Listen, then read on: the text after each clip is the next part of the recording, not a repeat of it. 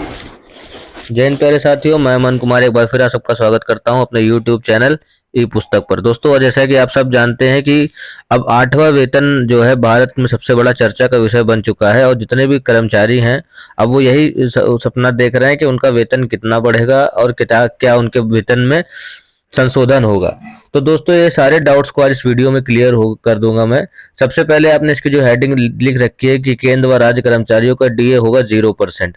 इस बात को मैं पूरा समझाऊंगा। और आप सब जानते हैं कि ये सेंट्रल के साथ साथ राज्य सरकार में भी 8वां वेतन आयोग लगेगा। वो बात अलग है कि जब केंद्र सरकार लगाती है तो राज्य सरकार को लगाने में 2-3 महीना अधिक का समय लग जाता है, लेकिन जिस डेट से केंद्र सरकार लगाती है उस डेट से राज्य सरकार के कर्मचारियों को एक मुश्त एरियर के रूप में वह धनराशि दी जाती है। तो दोस्तों, यदि इस वक्त आपका मूल वेतन 18,000 रुपए है या 21,700 रुपए और या 35,400 रुपए है, तो 8वें वेतन आयोग में आपका क्या वेतन होगा, ये सब इस वीडियो में मैं आपको समझाऊंगा। सबसे पहले दोस्तों हम ये देखते हैं कि 8वें वेतन आयोग को केंद्र की जो मंजूरी मिली है इसमें क्या जो है संशोधन वेतन में हो सकता है। देखिए दोस्तों, अगर समाचार पत्रों की अगर मानी जाए तो समाचार पत्रों के अनुसार न्यूनतम वेतन 18,000 से बढ़कर 46,000 और ग्रेचुइटी भी करीब 2.5 गुना तक बढ़ जाएगी। ये दोस्तों सबका अनुमान है कि सैलरी 38% और पेंशन 34% तक बढ़ेगी। लेकिन इसका एक फॉर्मूला होता है, किस फॉर्मूले के तहत वेतन में संशोधन होता है इसको भी मैं आपको बताऊंगा। और उसी रूप में आप भी आकलन कर सकते हैं कि आपका वेतन अगर इस वक्त है तो आप अंदाजा लगा सकते हैं कि 8th पे कमीशन में आपका वेतन क्या होगा। दोस्तों, इसमें अखबारों में इस वक्त ये चर्चा का विषय बना ही हुआ है, इसमें कोई बहुत बड़ी बात तो है नहीं। 15 करोड़ केंद्रीय कर्मचारियों और पेंशनर्स को होगा फायदा, साथ ही राज्य कर्मचारियों का भी होगा। इकोनॉमी में 2 लाख करोड़ का रुपए का आय का खर्च और क्षमता बढ़ेगी। तो दोस्तों, सबसे पहले अगर हम ये देखें कि जो 38% इनका दावा किया गया है लोगों का कि 38% वेतन बढ़ेगा और 34% के करीब सैलरी बढ़ेगी, तो ये किस किस चीज को आधार मान करके ये बता रहे हैं कि सैलरी 38% बढ़ेगी और पेंशन 34% बढ़ेगी। दोस्तों, ये जो है हमारा वेतन का टेबल है, मैट्रिक्स है, जो 7वें वेतन आयोग में जिसके थ्रू वेतन मिलता था। ये आप सारी चीजें देख रहे हैं। ये पूरी जो लाइन है, ये इस वक्त जो हम लोग को वेतन दिया जा रहा है 7वें वेतन के थ्रू वो मिल रहा है, और ये 8वें वेतन में जो दिया जाएगा उसका अनुमान करके ये मैट्रिक्स तैयार की गई है। लेकिन इससे पहले मैं आपको ये बता दूं कि कैसे फायदा होता है। देखिए जो दोस्तों, 7वें वेतन आयोग में क्या हुआ था, पहले हम जानते 7वें वेतन आयोग से पहले 6th पे कमीशन मिल रहा था। तो 6th पे कमीशन को जब संशोधित करके 7th पे कमीशन लाया गया तो वेतन में क्या हुआ। देखिए दोस्तों, 7वां वेतन आयोग साल 2016 में लागू हुआ था। इस वर्ष फिटमेंट फैक्टर 1.86 से बढ़कर 2.57 किया गया था। तो दोस्तों, जो फिटमेंट फैक्टर है यही वेतन का बढ़ाने का आधार माना जाता है। अब ये मान लीजिए 6ठे वेतन आयोग जब चल रहा था उस वक्त महंगाई को आधार मान करके जो फिटमेंट फैक्टर बनाया जाता है वो 1.86 था और इसको बढ़ा करके 2.57 कर दिया गया था। तो इसी के आधार पर लोगों का वेतन बढ़ा था। इससे मूल वेतन में 2.57 के बराबर वृद्धि हुई थी। यानी किसी का वेतन 1 रुपए था तो उसमें 2.57 का गुणा कर दे, तो इस तरह से वेतन की वृद्धि हुई थी। वही जिस समय फिटमेंट फैक्टर 1.86 था उस समय मूल वेतन से 1.86 गुना सैलरी हुई थी। अब फिटमेंट फैक्टर 1.86 था, उसी के आधार पर बताया जा रहा है कि 2.57 की वृद्धि हुई थी। दोस्तों, अब 8वें वेतन आयोग में क्या होगा। दोस्तों, हम देखिए यहाँ जान रहे हैं कि 1.86 से बढ़ाकर फिटमेंट फैक्टर 2.57 किया गया था।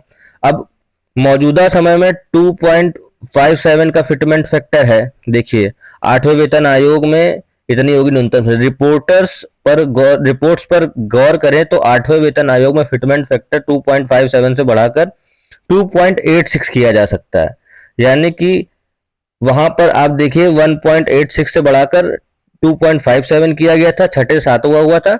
अब 7वें से जब 8वां किया जा रहा है तो यहाँ पर 2.57 से बढ़ाकर 2.86 तय किया जा सकता है। यदि ऐसा किया गया तो केंद्रीय कर्मचारियों की न्यूनतम सैलरी 18,000 रुपए से बढ़कर 51,400 रुपए हो जाएगी। न्यूनतम सैलरी देखिए दोस्तों, आप यहाँ पर देखिए 7वें वेतन आयोग में सबसे कम जो वेतन है, ये सबसे कम वेतन जो नंबर 1 पे है 18,000 रुपए। 18,000 रुपए ये जो इसी को बढ़ा करके बताया जा रहा है, इसी को बढ़ा करके दोस्तों 51,480 रुपए हो जाएगा जब ये वेतन 2.57 से बढ़कर 2.86 का फिटमेंट फैक्टर लागू होगा। और पेंशनर्स की बात करें तो न्यूनतम पेंशन 9,000 रुपए से बढ़कर 25,740 रुपए हो जाएगी। दोस्तों सबका आधार यही फिटमेंट फैक्टर ही होता है। फिटमेंट फैक्टर जैसा बताया जाएगा वैसा ही बढ़ेगा। तो दोस्तों पे मैट्रिक्स के अनुसार आपको देखिए दिखा देता हूँ, ये पे मैट्रिक्स का आप स्क्रीनशॉट ले लीजिए। इसमें 7th पे कमीशन की 8th पे कमीशन से तुलना की गई है। आप देखिए बगल में, जैसे यहाँ पर आप देखिए दूसरे नंबर पर 18,500 अगर आपका 7वें वेतन आयोग के थ्रू वेतन है तो 8वें वेतन आयोग में 42,000 आपका मूल वेतन हो जाएगा। दोस्तों अब जब जैसा कि हम सब जानते हैं कि वेतन में कितनी बढ़ोतरी होगी, इस चीज को ऐसे समझा जाएगा कि वेतन आपको मिलता है क्या क्या। वेतन में आपको मिलता है मूल वेतन, ठीक। उसके बाद आपको मिलता है डीए, ये प्रतिशत के हिसाब से मिलता है। प्लस जो अन्य अलाउंसेज आपको होते हैं, अदर अलाउंसेज जो भी, जैसे आपका फूड अलाउंस, एचआरए वगैरह, और जो भी आपका विभाग आपको देता होगा वो सब मिलाकर के आपको मिलता है। जैसे पहले क्या है, इस वक्त मान लीजिए किसी का मूल वेतन 18,000 रुपए है ना, और इस समय डीए जो चल रहा है, डीए की दर 53% चल रही है। प्लस कुछ आपका अदर अलाउंसेस होंगे, कुछ आपका एचआरए होगा। तो आपकी जो मिला करके सैलरी होगी इस वक्त, अगर 53% डीए मिला दे तो ये भी करीब 9,000 प्लस होगी। प्लस और अदर अलाउंसेस मिला दिए जाए तो 18,000 वाले का वेतन करीब करीब 30,000 प्लस बन रहा होगा, है ना। ये मौजूदा समय की बात है। अब अगर 8वां, ये 7th पे कमीशन के हिसाब से मैं आपको बता रहा हूं।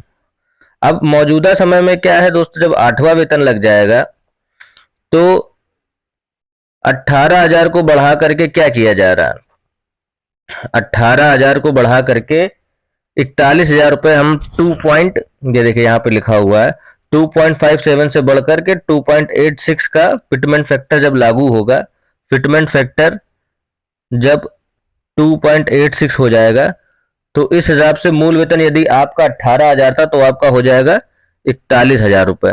डीए आपका 0% हो जाएगा क्योंकि आपके वेतन में नया नया संशोधन होगा, तो डीए जो है उसके 3 या 4 महीने बाद ही बढ़ेगा।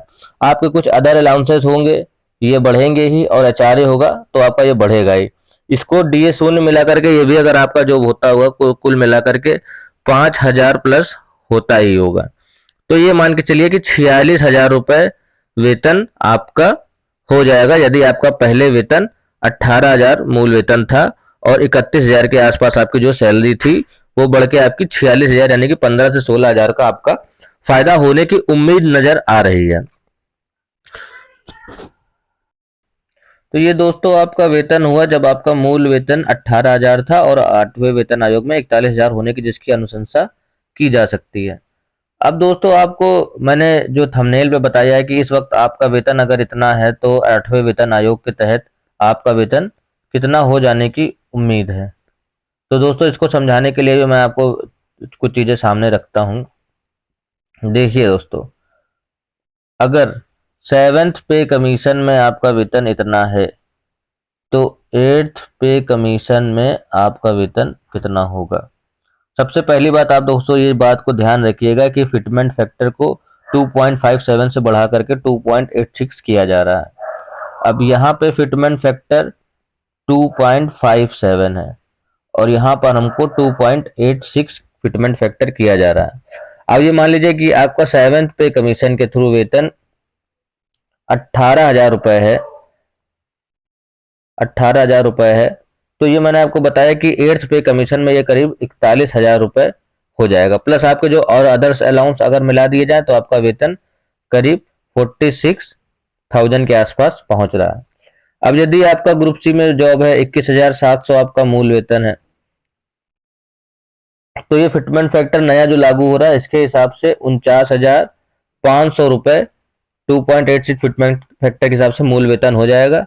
प्लस आपके अदर अलाउंसेस अगर मिला दिए जाए तो आपकी सैलरी करीब करीब 52K के आसपास हो जाएगी। और अगर आपका वेतन दोस्तों